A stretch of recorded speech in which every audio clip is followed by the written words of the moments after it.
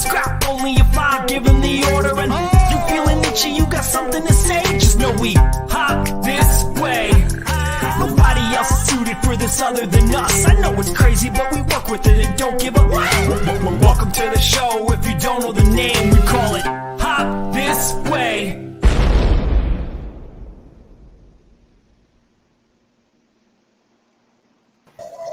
Welcome, everybody. Welcome back to the Hop This Way show. It's your boy Zeus, and with me, it's our usual Tong.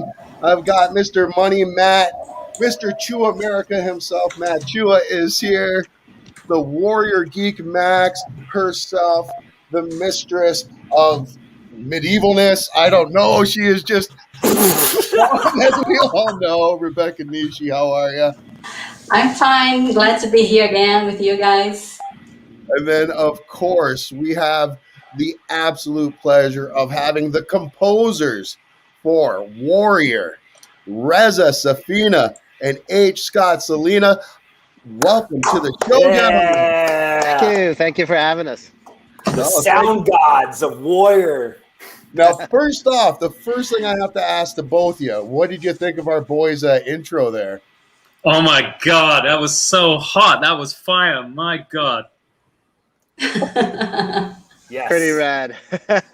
Well done. I'll take it. Not bad. There you go, Chua. You've got the seal of approval. Rez, let me start off with you. How did you get into the industry? Let's get into that before we got into Warrior here. The industry, as far as you mean the film side of the industry? Yeah. How did you get into composing? It's kind of accidentally in a way, because I was in the music business before. I was a record producer for quite a long time. And then I kind of a friend of mine was making a short film, and he asked me to do the music for it, and I really enjoyed it. And I did it, and then I kind of was like, this would be a really fun thing to do. And around that time, actually about a year after that, I met Scott. And Scott was running a commercial music company. And I'd never done music in commercials before. And Scott was telling me, hey, you should think about doing this stuff. And then I actually did some stuff with Scott for commercials. And then I just got into the idea of doing music and picture. And as I got into the idea of that, I just did more and more short films until eventually one of the directors who was making these short films ended up making a feature film. And I did the music for it, and it ended up going to Sundance, and it ended up getting distribution and getting bought by Lionsgate. And after that, I basically professionally went into film scoring. So it was kind of a series of events that led there. So you and Scott have been working together kind of since the beginning. Scott's almost like your way into the biz. Is that safe to say? In a manner of speaking, yeah. I mean, Scott was a mutual friend of ours. He was gonna get there with or without me. I was just lucky to be along for the ride. No, I mean, a mutual friend of ours introduced us about 12 years ago, and I was just completely blown away by Scott's music. I mean, both of us were at a different stage of our careers than we are now, and I was just listening to his music, and I was just completely blown away, because I was like, dude, you should be an Oscar-winning composer. Your stuff is just so amazing. And he was fond of some of the stuff I was doing too, and we kind of had different styles, and we just always thought, our styles together could come together on various things. So over the years, we've collaborated on various things. I mean, we have our own separate careers as well, but every now and then we always come together to do something, and Warrior was one of those things. Now, what about you, Scott? What was your introduction into the business like? I had a little bit more traditional route. I went to school for music and composition, and a couple rounds of school, and then I went to work for my professor right out of school and was his apprentice. And then the thing that sort of let me break out on my own was I won a contest, this silent movie contest, where they gave you a scene from a silent film and you scored it, and whoever won, they actually gave you an entire silent film from the 20s. This is Turner Classic Movies. And so they gave me this film and an orchestra.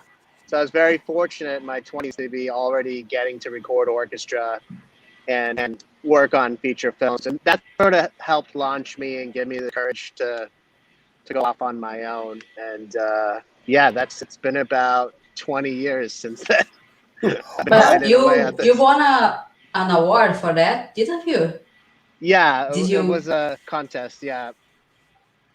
Yeah. The award was here's Amazing. a movie. That was the award. They gave me a movie, which that's all the award I wanted. So it was a really nice way into the business. So you're in your 20s when you get this, and you're heading up these huge orchestras. How intimidating is that for you at this point? It's definitely a little bit of fake it till you make it. I was lucky that prior to that, in the job that I was in, the composer that I was working for, he was having the best couple of years of his career, and we were going around the world and recording his stuff, some of which, I helped write some and arrange, but, it was definitely his baby. But I kind of got to get the experience of, leading an orchestra without the pressure. And then for the contest, there's no everybody's dead who worked on this movie. It's a film from the 20s. There was no oversight.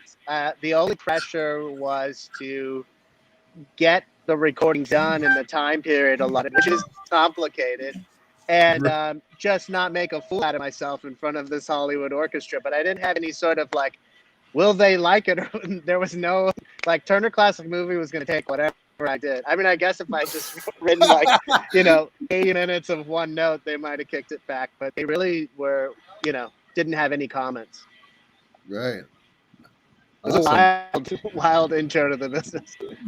That is pretty epic and wild intro into the business. So take us along your journey from there, gentlemen. You tell us about some movies there. I see some big movies here. Most recently, I see The Banker on here. Scott, what is it like to get that phone call? Well, that relationship started also in around 2001. I went to a film festival in New York City and met a guy, and now, again, 15, 20 years later, that's finally paying off. We became friends. He's an editor and a producer. So, that I've known him for a long time and done a lot of indie films for them. And the director, George, actually directed a film that Reza and I did together called Birth of the Dragon. So, but, the truth is, every time those guys level up, you want to think they're going to take you with them, but nothing's guaranteed. And so, I had to definitely, the director wanted me, but I definitely had to sort of prove myself to some of the producers and folks, it was Apple and all that. And, it was a challenge to get everyone on board, but in the end, I think they were happy. Yeah. And Reza, obviously you were sold on him right away, as we see right here, some of your work as well.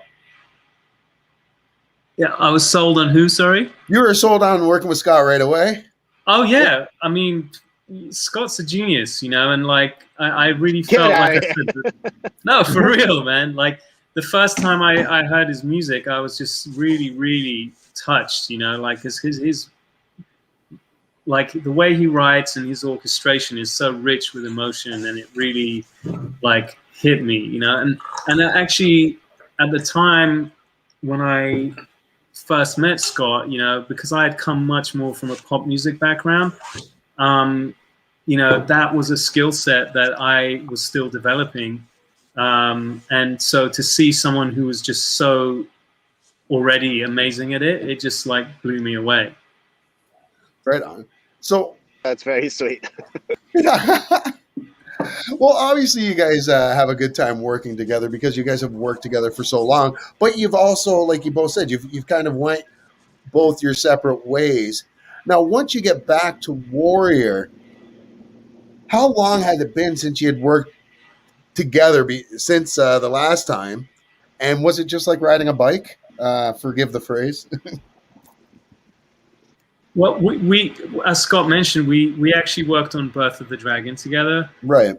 Which it kind of has its own interesting story, but but that wasn't that long ago. That was in 2017, I think. So it was probably like a year or two before Warrior. And every now and then, some other things come up here and there. Like we just did a random track a few years ago that ended up becoming like used in a Django Unchained trailer. It's just like sometimes things come up. I'll give him a call, he'll give me a call, and we'll just collaborate on the odd thing here and there. One thing about Warrior is it was competitive. It was not awarded to us. It was a very, very, we'll never know exactly how big, but pretty wide call. And we had to audition by writing music, and I'm pretty sure no one worked on it as hard as we did. I remember quitting a couple times at 3 a.m. and having temper tantrums, and Rez telling me to get my what together. We pushed it hard, and Rez really pushed me hard too, just to try to get everything perfect. And since then, I've actually had a few other auditions on other things, and I used to kind of be reluctant about auditioning because I thought, I'm trying to show off. I'm not writing the music of the show. And actually, if you do audition and you hit a home run, I mean, it's safe to say they really loved what we did. Then you're starting the conversation already having found the sound of the show. It's a very different starting point when you're meeting new people and starting a new creative process, and you've already figured it out pretty much. And that wasn't our words. That's what the showrunner was saying. You guys solved it. Obviously we've got a lot of work to do, but that's a great place to be. And kudos to Reza for really whipping me into shape on that one, because I was definitely dragging my feet. The very first cue of episode 1 of season 1 was actually what we did for our demo before we had the job for the show. So yeah, so a lot of the themes of the show we did in that demo stage. So you guys got basically they loved you right off the bat then, because it was if it was the stuff from the demo, you guys kind of had it nailed right away. What goes into that though? What goes into your thought process of, all right, so we're doing a show about this pilot that Bruce Lee wrote. How much of the script did you actually know? Or how much of the story did you know? Or did JT just kind of come up to you and say, this is the feel we're looking for? Well, we didn't actually get the script. We just had a little description of what they were looking for, and the description was not completely specific. It mentioned a few things. It used the word pulp a lot, and we weren't quite sure what pulp actually meant, because that's open to interpretation. And we hadn't actually spoken to JT until we finished doing the music, and until we made it to the final round of the decision process. So really, kind of, we just went with our instincts, because we got the clip, we got the clip of that first scene where Assam comes off the boat and and has that horrible interaction with that racist guy, and that was what we had to see. And so there was a few visual things that were obvious to us from the bat. One is it's a very epic looking show, so it's cinematic. It's not small, it's big, right? The other is that the Sergio Leone aspect of it being like a Western was also apparent in the conversation that happened with that racist guy.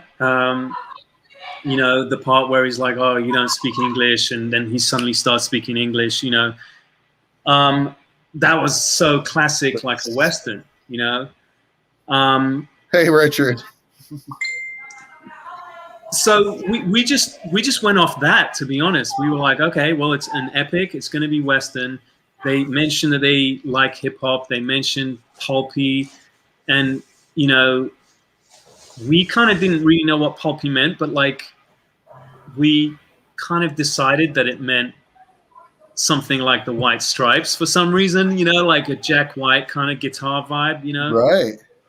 Mixed with that Sergio Leone kind of vibe, you know. So we just put all these things together like that, you know. I don't know. What do you think, Scott? But can you tell us a little bit of how did you get to there? Because you told me once that you have to hunted them down because you're such a Bruce Lee fan and you wanted to do this project. So how did you hear about it? Oh, well, we had both heard about it through our agents because it was kind of like a prestige show. Because even though it was on Cinemax in the beginning, Cinemax, the production company, is HBO, and Justin Lin was, you know, a producer. So it was like it was high up on the radar of agents, you know. So, you know, we had both heard about it, and also every other composer in town, you know, people who are much more, you know, successful than us had heard about it and were trying to get on the show. But separate to that, when I saw the description of what the show was, because I'm such a Bruce Lee fan, I just went nuts for it, you know, and I think I've converted Scott into a Bruce Lee fan over the years, you know. For sure. But, you know, this was really something that I really specifically wanted to do, and Scott wanted to do with me because we had collaborated on Birth of the Dragon. And so, you know, I felt, you know, I really felt in my heart that we would do a better job than, you know, other composers, not out of arrogance, but just because more out of reverence than out of arrogance, you know, because I've literally spent my whole life, you know, worshipping Bruce Lee, you know, like his philosophy of life is the philosophy of life that I follow, you know. To me, he's much more than a martial artist. He's a teacher, you know. He's like a very wise, probably the wisest person in Western culture that's ever been, you know, and he came from the East, but he is part of Western culture, and he brought a lot of amazing ideas from Taoism into mainstream consciousness in the West, you know. And so for those reasons, I've always been such a hardcore follower, and I felt in my gut that, you know, we're the right people for this job, you know. So I just kept checking in, kept writing emails. I just didn't give up, you know, for a long time, for like 6 months. And then eventually, you know, they were like, okay, you want it so bad, here you go, do a demo. Hey. You know. So fascinating that everyone has some good story about how they get to the show. You know, the cast, I think, is really Bruce Lee spirit, you know, rounding among us, and everyone came together in this auspicious gathering. It's how I feel about Warrior. You know, everyone that worked on it is so connected. Everyone has a good relationship, and it has to do to Bruce Lee spirit. For sure. Most definitely. Most 100%. definitely. I got a question. So I was listening to both of your catalogs, and I don't know if this is on purpose or if you guys ever caught on to it before, but you both have a very distinguished sound in how you guys approach your music, and number one, these tell fucking incredible stories. You know, just the sound and the way that the compositions are. It's both of them are fantastic. Thank you. I'm curious as to, you know, how do you both approach, you know, making, like, starting from scratch, like, do you guys have the scene like in front of you, like when you guys approach everything? Do you kind of just maybe go off of imagination and then it just magically fits and then it's just all about tinkering? And then when you guys have done Warrior, where you've collabed a few times, like, how is that process, like that give and go, like, oh, let's fucking throw this in here, or, you know what, let me pull back here, you do you, like, how? I know that's so many questions all in all, but yeah. Well, I can start off. I mean,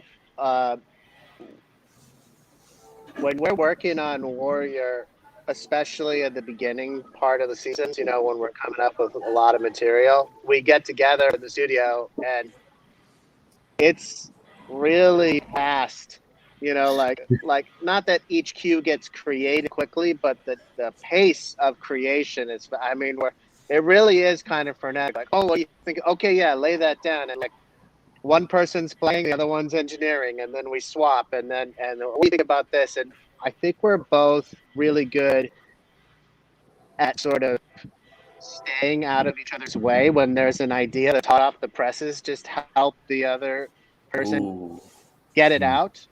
And then we're also both really comfortable with like, okay, I had this idea, it's out. How can we develop it? You know, we're very collaborative, and it doesn't really matter to either of us where the idea comes from.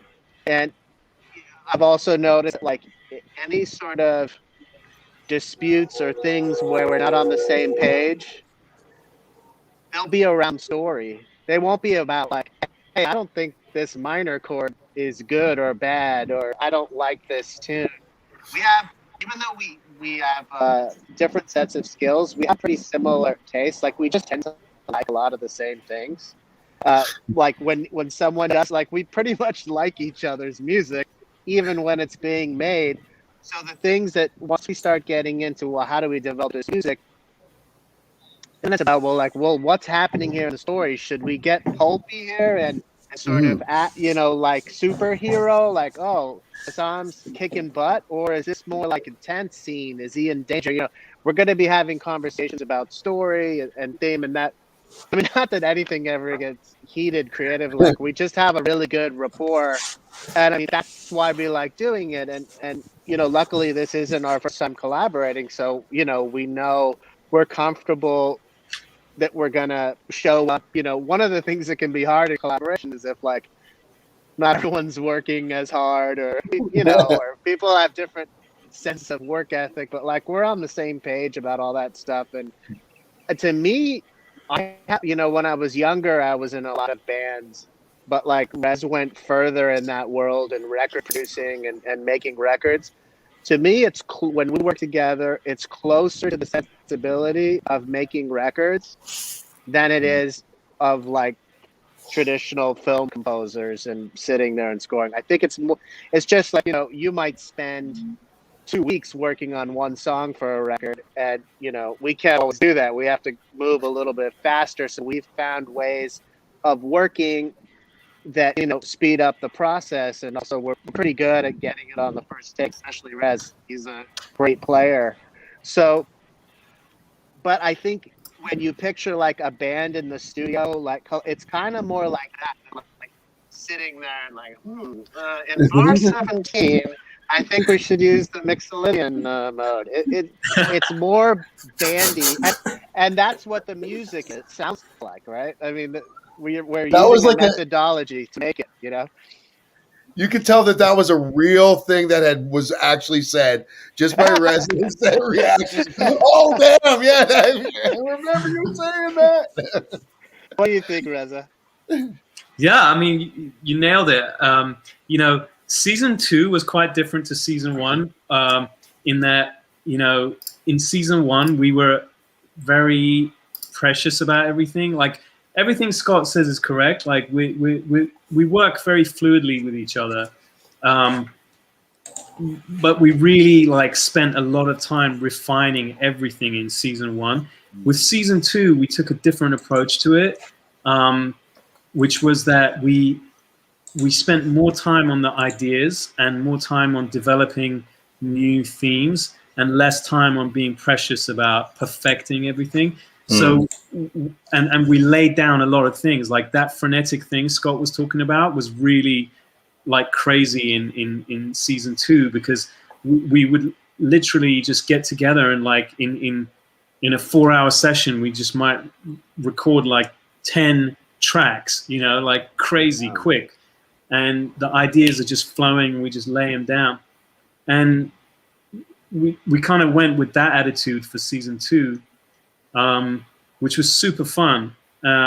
We did that for 2 reasons. One is because we just had a lot of music to write. Like this show has a lot of music, you know. Yeah, it's like double the workload of most shows, you know.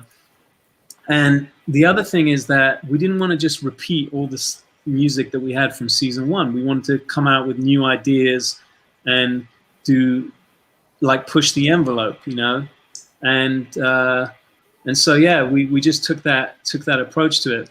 But what I was really like happy about is, and Scott really kind of reassured me about this, is that like we had set the bar so high on season 1 in terms of our like workflow and like the way that we were doing stuff, that on season 2 I was a little bit concerned that kind of the crazy whirlwind nature of the way we were working might have been compromising on the quality, but actually it actually gave it a new sound, which it was a different quality, but it was like, you know, it was still quality. Like we didn't lose the quality, but it just has rawness to it. Like season 2 is rawer than season 1. And I actually really enjoy that about it. I don't know if you guys perceived it the same way.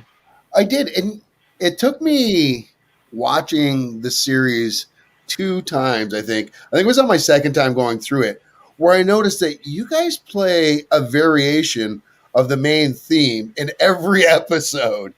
Like, and like if you're out west, you give it kind of like that Western kind of twang to it. When you're in Mexico, same deal. Was that a concerted effort? Was that something you guys had plotted out ahead of time? Or is that just one of those happy accidents that you No, we had got to a fight few episodes hard. and you're like, let's keep doing it? We have to fight hard to sneak those in, because Jonathan, the showrunner, you know, he doesn't really want like the Game of Thrones aesthetic where like the theme is just in like Game of Thrones. There are themes, but like that no, like that's in almost every single scene. It's very cool and creative. Like not to diss, it's not like the music is boring or repetitive, but he really milks that thing. And Jonathan really is averse to that. Like he likes the main titles to be sort of iconic and their own thing, and you know, so from time to time we'll either sneak it in or like, can we use it here? And he'll be like, okay, I like it here this one time. So we're actually incredibly deliberate when it happens, and sometimes have to make a case for it creatively or with story.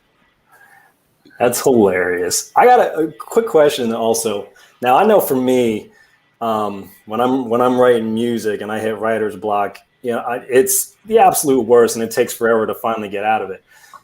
Is there composer block, and how do you overcome that? And is it almost like forced to overcome, because when you work on these type of shows and there's certain deadlines, like does it put more pressure to it, or maybe better to kind of force you out of that like slump? I have a thought on that. To me, the secret to writer's block or composer's block is, I think it stems from the fear of making something that sucks.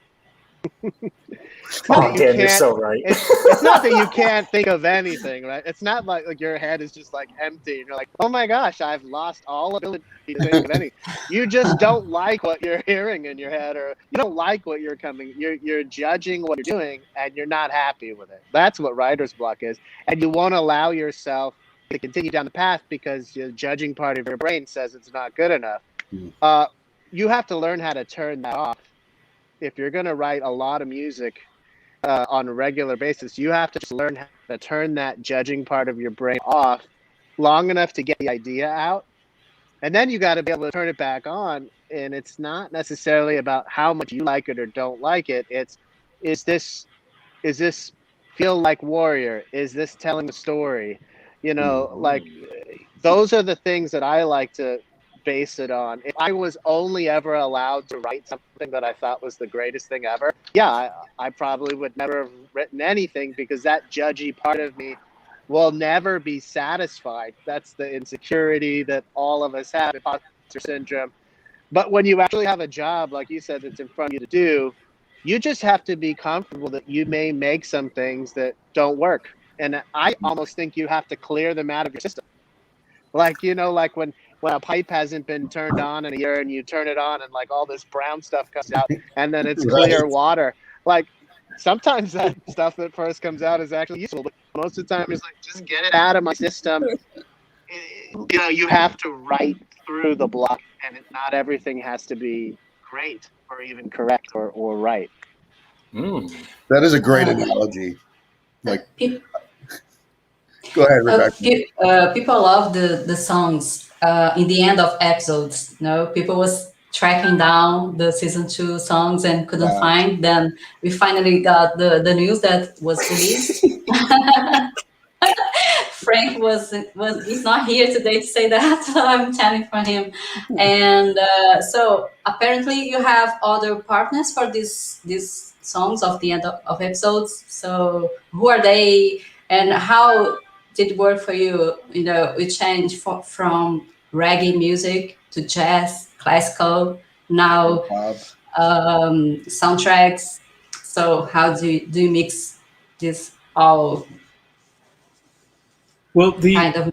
the songs that are at the end of the show are often either, well, we have a music supervisor on the show, Evian Clean, amazing guy who you know, he's involved in sort of supporting us in what we do and also advising us. You know, every week we sit down with Jonathan and we go through the show, and everyone comes up with their ideas of what kind of musical direction we should be going in specifically scene by scene.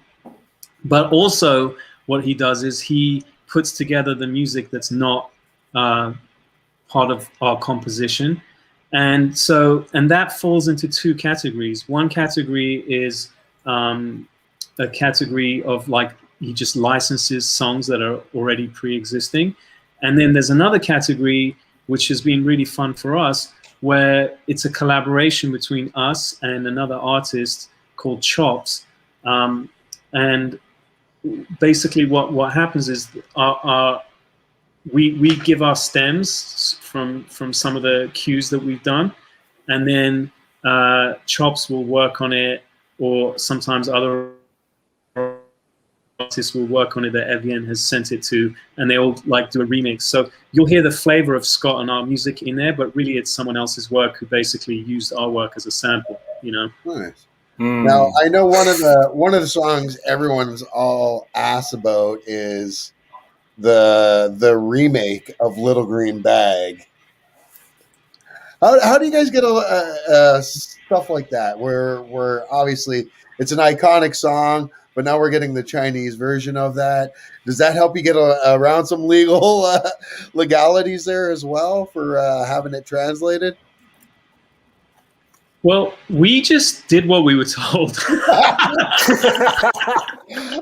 So we're just throwing JT right under the bus right now. It wasn't us. It wasn't us. I actually, that was so long ago, I actually don't remember what we did. I remember something about it, but we did remake it, right? Yeah, and I think that originally we had in the cut, there was the original version. And maybe Evian found it. I don't know exactly how it happened, but it was definitely a breakthrough to do it the other way, because everyone felt that maybe it was just a little too much of a callback to Tarantino or whatever. Mm-hmm. And so it was actually, the show could afford it. You know, it wasn't like a way to make it cheap or anything. There were factions that thought that the song was just a little bit too random for the style of the show. So if I'm remembering correctly, that was a way to make it fit the show more. Right. And I think it's a successful way to handle that, because that's the other thing. I'm pretty sure we stuck to this, but there are no songs in the body of the episodes. They're only at the end. Like, even though you'll notice in the show, like, the guys are wearing modern suits and there are anachronisms, and the music obviously doesn't sound like the music. Yeah, exactly. Doesn't sound like the music from the 1800s, right? So we're using modern things, but there was if not all the time, at least 99% of the time, the idea was, let's save the sort of songs for the end, because we don't want this to start turning into maybe like a Peaky Blinders, even though that's a great reference, but we wanted to kind of have our own identity.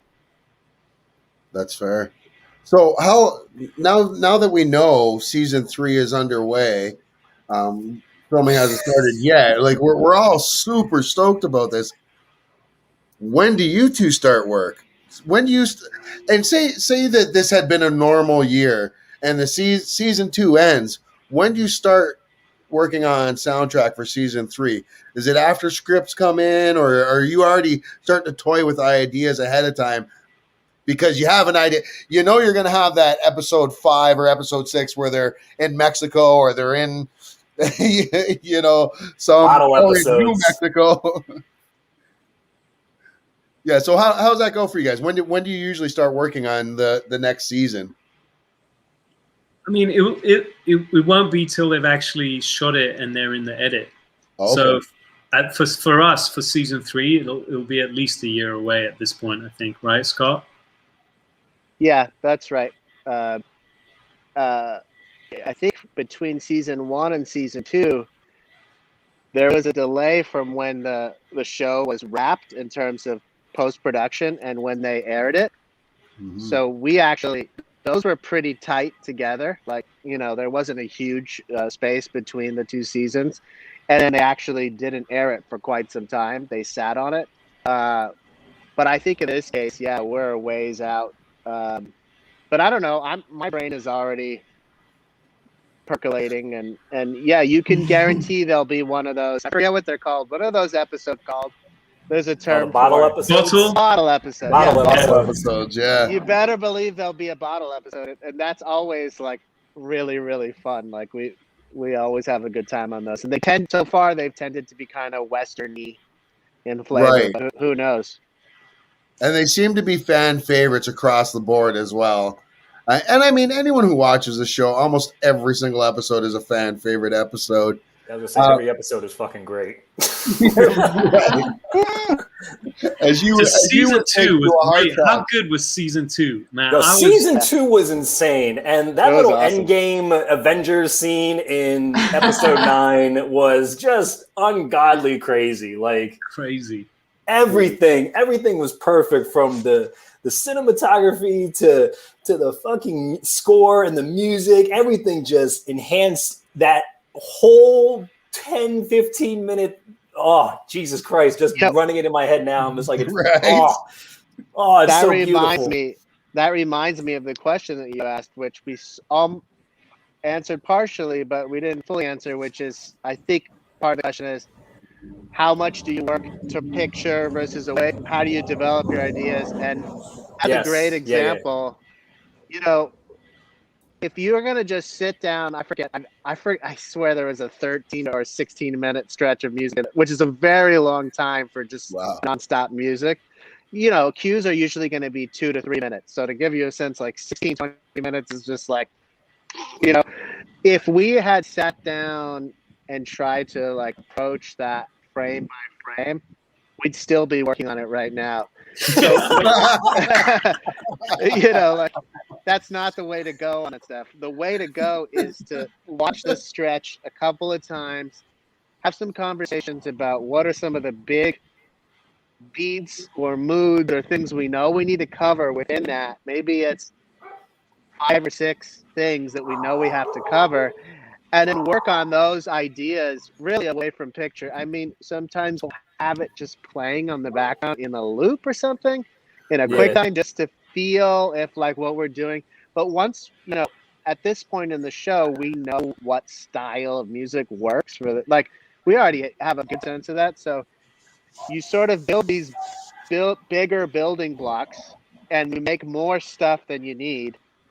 And then you go in and go, okay, what have we got here? How is this going to work? And then you start refining. It's very hard to just go straight linearly through something like that without having that 30,000-foot view. And not only is it very hard, but you'll get attached to things that aren't necessarily working because you've spent so much time constructing this perfect 30 seconds and now you have 16 minutes left. Oh, I know that feeling. And you're dead. You're dead in the water. But in terms of inspiration, do you think of the characters like the way, the personality, the way the person moves, the body? Does it come like an inspiration when you're composing? 100%.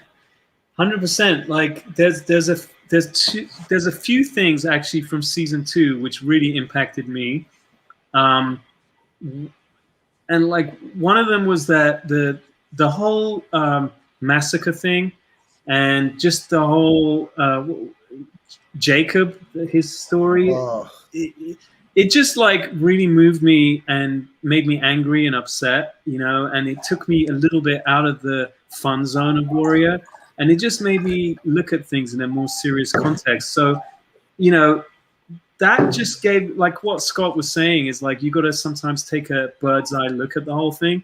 And for me, the bird's eye look was telling me that, there's action and there's stuff going on, but really underlying the action is tragedy, and that's and so that was inspiring me for that stuff. And then another thing, completely opposite though, was the character of Hong.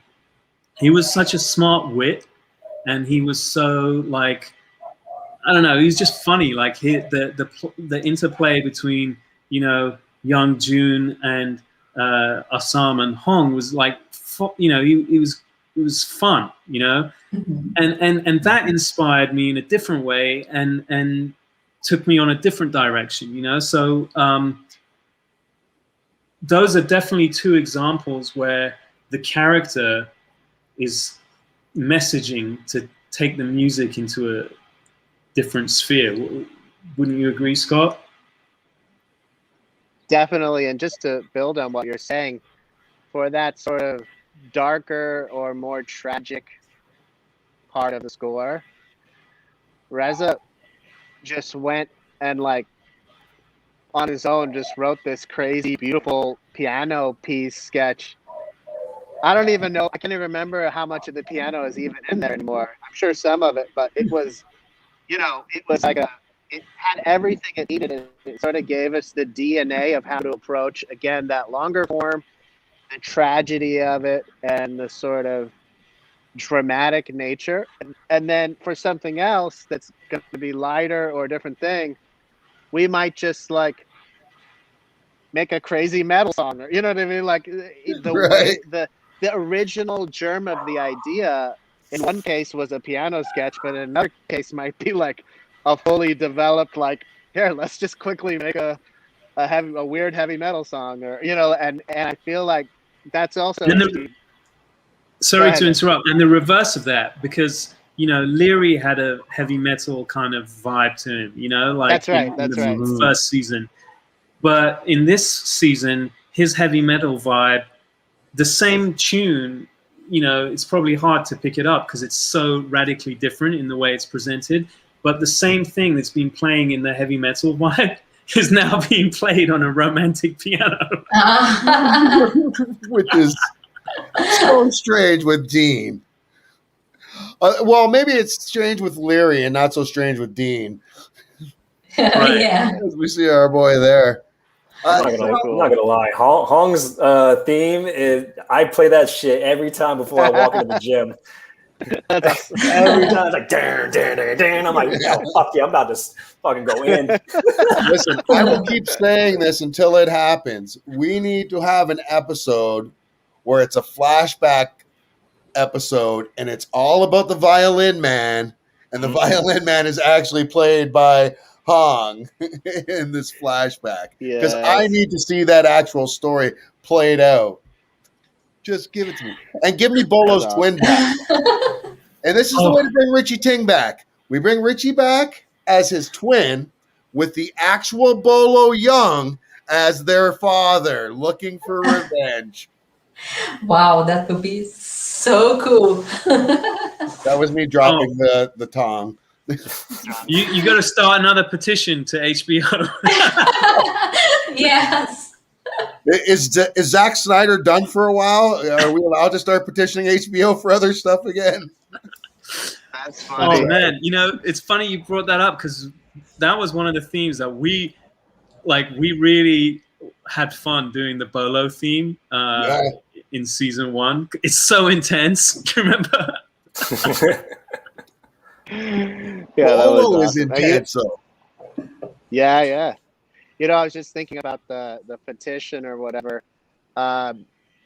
Right around when it was renewed, it was I was at a kid's birthday party, everyone vaccinated and masks, and my wife is Korean, so it was all Koreans and me. And I can't tell you how many people walked up to me and told me they had signed the petition.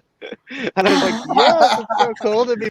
It's so cool to be part of something like we all signed. How the nice. petition. It was like 60. I was like with like 60 people that had all signed the petition. I was like, wow, this is pretty cool. Where were you guys when you found out like it was renewed for season 3? I was in my studio mixing a track. Yeah. No doubt. We found out when you found out. Let's put it out. Which is normal like, oh, to be shit. expected. Did you guys call each other like, yo, did you see that? Yep. Actually, Scott told me. You told me you found out at the party, and then you texted me. Yeah, exactly. It's like, we got work again. Yes, we're back. Dust off the instruments. Now, let me ask you both of you this, because it seems, especially Reza, when you were talking about this and how much the story of Warrior has affected you, has any other show or movie affected you like this? Is this a normal thing for composers? And I do put this to both of you. Is this something that's normal with each project you work on that you get this invested? Or is this a different level? Because when we talk to other people on this show, it seems to be something different here with cast and crew. Yeah. I get. Well, it depends. Are you asking in terms of just the projects I work on, or generally when I watch films? On projects you work on. Yeah, I mean, there have been. This one I definitely get into 100%, especially this season because it just really, the themes to it really spoke to me. But it depends. Like, it just really depends on the project. Some projects I enjoy, but I don't necessarily, stay up at night thinking about. And then some projects really do weigh on me very heavily, and I think about them a lot, so it just depends. Fair. Scott? I mean, this one was unique, I think, for both of us because of the collaboration. I mean, we would sort of set up, we both had other jobs at the same time, and you on our own. So we would sort of set up these dates, like, all right, Tuesday, Wednesday, Thursday, with lockout. I don't care what you got going on. Let's get together and let's make some music. So there was some anticipation built up, and also like very concentrated work sessions that may not have been that. Like, maybe if I'm working on my own, I would have put 4 hours in and then gone to something, so again, that's where for me, the album type of sort of model kind of kicks in on this show, and I don't normally work that way on other shows.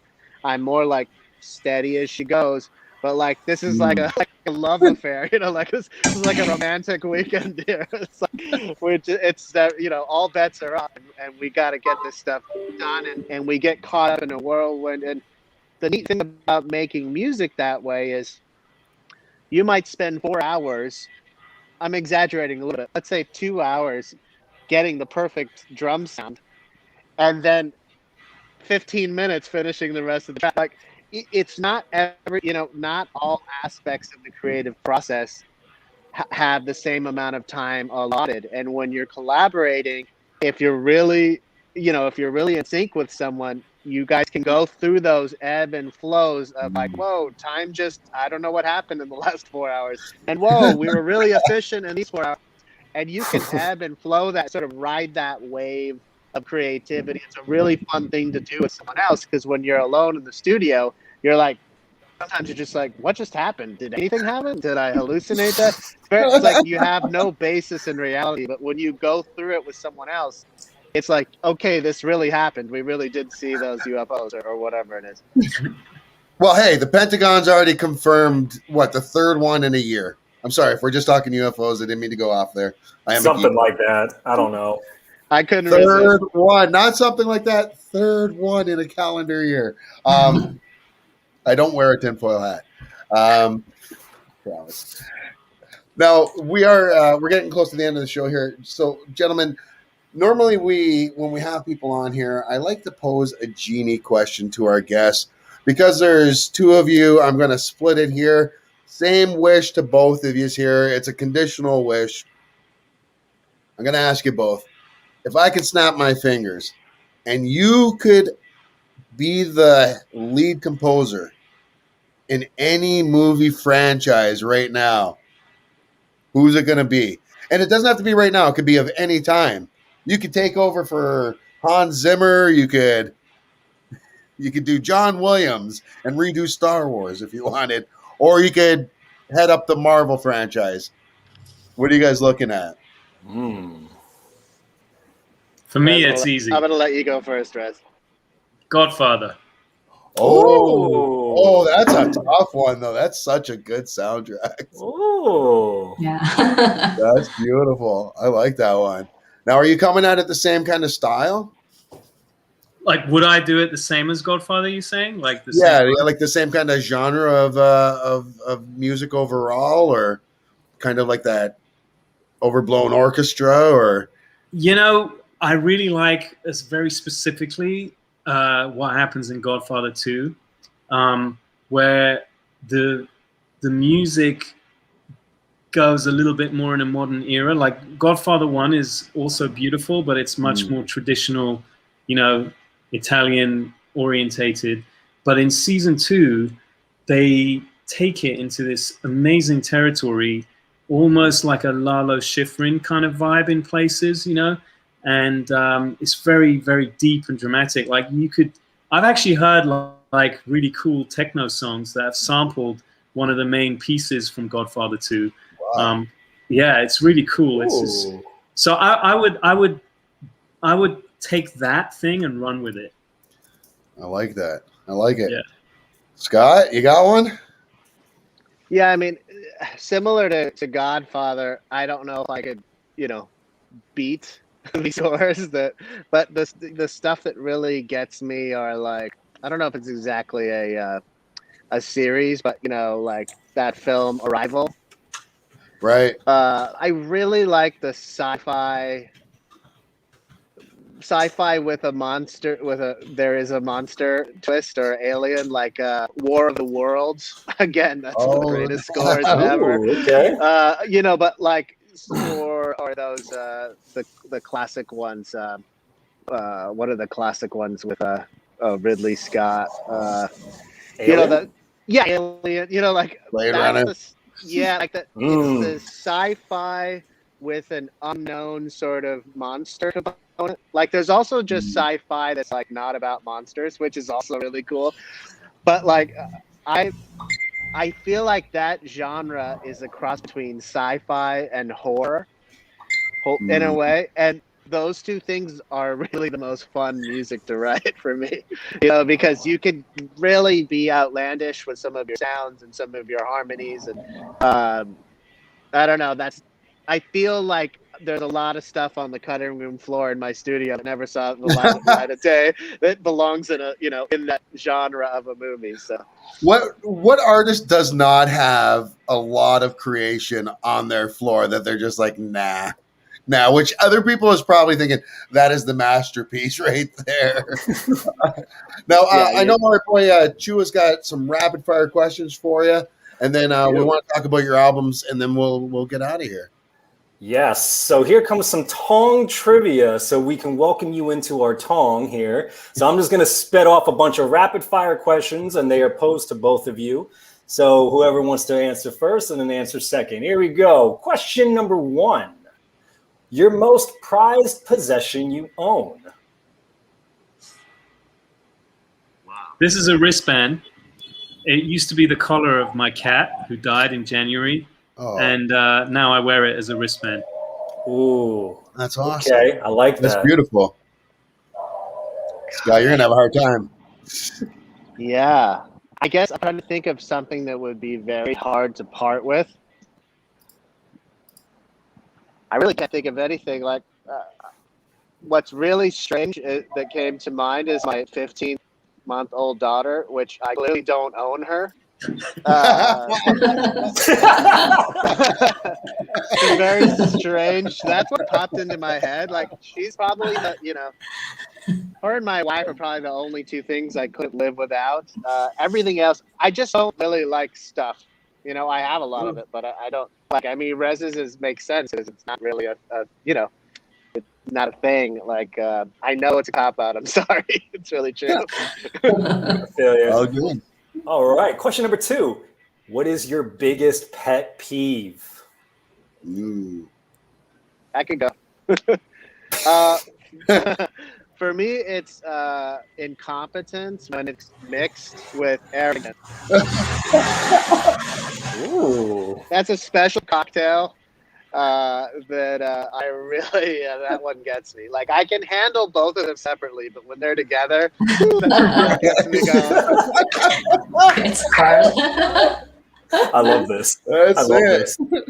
That's a deadly combination for Scott. What about you, Reza? My pet peeve. That's a really good one, honestly. But my pet peeve. I don't know. I live in LA, and one of my pet peeves is just the way that, like, people in LA are quite often just, when you go to a party, the first question is, what do you do? Or stuff like that. You know what I mean? Although, at this point, you'd be lucky to go to a party and have someone ask you that question. Yeah. What's a party? I don't know what parties are anymore.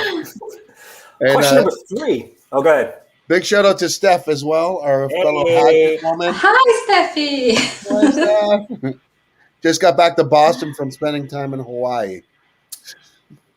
We all feel bad for her. I do not. I'm just kidding. No, we do not. Question number 3, Matt. Question number 3 is app on your phone you're always on. Ooh. Coinbase. Coinbase. Coinbase. Yes. Okay. It's addictive. Oh my God. What is Coinbase? Is this the new cryptocurrency thing? It's a crypto app. Yeah. It's how you buy and sell. I'm so out of it. I am so just stupid when it comes to cryptocurrency. Same. But I used to be. This is the thing. I was so against it and just not interested in it.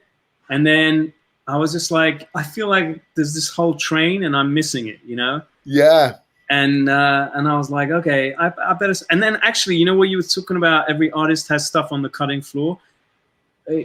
room floor. Like, that stuff is what's being turned into NFTs and being monetized. You know what I'm saying? So, and I have a lot of that stuff, and I was like, I should start thinking about this stuff. So, but before I can start thinking about this stuff, I got to learn about how crypto works, So then, one thing led to another. Now you're Now it's addicted. got me. He fell for the black hole. Scott, are you on the crypto? Are you on the crypto bandwagon as well? I will be honest. I did install Coinbase on my phone the last 2 weeks, and the other thing was it took me 2 weeks for them to verify me. I can't tell you how many steps I jumped. I had to hold up a poster with the time and something written on it, and it's really, really hard to actually just be able to buy cryptocurrency because I think they're so scared that people are not who they say they are. So I found the process of it so frustrating that I'm about to delete the app, but I'm only hurting myself. They don't care. But I spend an inordinate amount of time looking at golf swings. At what? Golf swings. Oh, Okay. That's my martial art right now, which is golf. Somewhere between a white belt and an off-white belt. But I'm working hard at it, and so I'm in that stage where you're obsessed with it, and lots of lower back pain and many swings I'm looking at. I'm changing your wish answer. I'm sorry. I am making an executive decision. Now you are now composing Happy Gilmore 2. I'll take it. Hell yeah. Yeah, any golf movie. Shout out to my very first ever interview, Christopher McDonald, Shooter McGavin. Heck Great yeah. guy. Anytime you get a chance to give a shout out to that guy, you have to. I'm just saying. One of the good ones. No, that's a great. You got another one there for him, Matt? I got 2 more, and then we can close this out. Question number 4, who would narrate your life?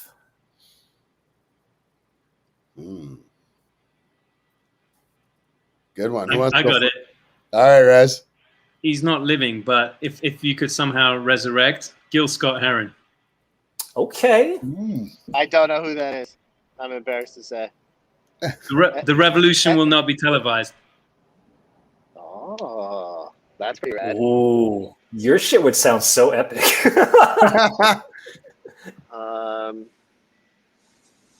I'm trying to help people out for a real quick second there who don't know who Rez was talking about. I'm seeing if I can be quick enough. I don't know if I'm quick enough, though. But for those of you who don't know, now you know. The revolution will not be televised. Just for the record. For the record. That's awesome. Steph is loving it. What about you, Scott? Gosh, who would it be? For some reason, Joaquin Phoenix keeps coming to mind, and he's probably a pretty lousy narrator. It's just that from time to time in my life, people have thought that I was him. In dimly lit rooms, and so I just think it would be so funny if he had to narrate my life. I think that would just be the ultimate hilarity. Awesome. I like that. Shout out to my absolute favorite Joaquin Phoenix movie, Parenthood. Oh, yeah. He's incredible, man. Great movie. Keanu Reeves at some of his best acting. Yes. Oh, just saying. yeah, Just saying. If you've never seen it, go out and see that movie. It's absolutely fantastic. You got one more there for us, Chua. And finally, to close out the Tong trivia, what should everyone experience in their lifetime? Ooh, I like this one. Oh, you're smiling, Scotty. You're going first. Can you say it? You can say it. This is a rated R show. Maybe should isn't the right word. I don't want to pass judgment on people who choose not to. But I would say having a kid, both in the process that leads to a kid and then the actual having of a kid. I would recommend both of those things, preferably in that order. I just have my daughter's 15 months old, and everyone always says the same thing when they have a kid. But I was definitely a skeptic for a long time, and I feel so lucky to have had that experience. As a parent, let me just say, Scott, I completely agree with you. We all feel that way until they hit about 12. And then till they're about 19, they're like, "Oh my God, what the fuck was I thinking?" Nightmare. I know I was an asshole during those years. My parents. And that's just it. Me I always too. say our children are our karma for what we did to our parents. Oh shit. Probably. Yeah, Chua, keep it wrapped, buddy. Keep it wrapped. And like that, Reza, what do you got?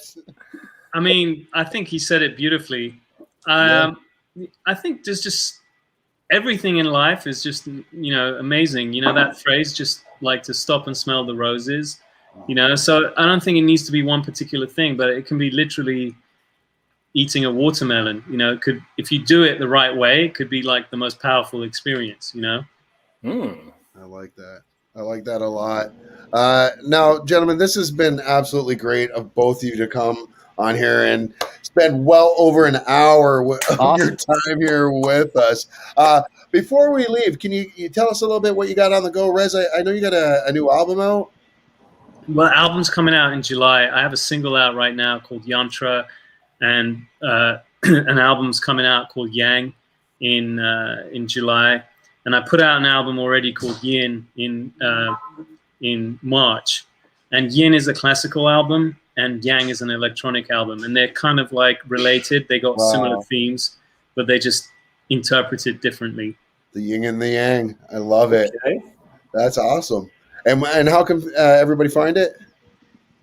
It'll be out everywhere. It's on Spotify. I'm on Instagram. If you follow me on Instagram or Spotify or both, then you'll get notifications. And I'm quite active on Instagram with my releases. And Spotify is great if people follow me on Spotify, because whenever you release something new, it actually notifies your followers automatically. So that's pretty good. And I'm also on Bandcamp. I mean, basically anywhere where you can stream or buy music, it's going to be there. Awesome. Yeah. Scott, what about you? What do you got coming up, my friend? I had a show that just came out called Sasquatch. Canadian show. No. On Hulu. It's pretty cool. It's kind of Bigfoot lore, murder mystery, all wrapped into one. And I'm pretty proud of it. We went pretty out there in music, and we also just released an album for that one. But Sasquatch on Hulu, check it out. It's not what you think. It's not what we think at all. No, it's very cool. So I'm not gonna get to see the Yeti in this one. Is what I'm hearing from you at this point. We'll see. Oh, that's awesome, folks. So we'll check it out. Sasquatch on Hulu. Not sure if that was the right one or not, but that's actually me in a Sasquatch suit. That's part of the can we talk about the lack of pictures of Sasquatch since the invent of cell phones?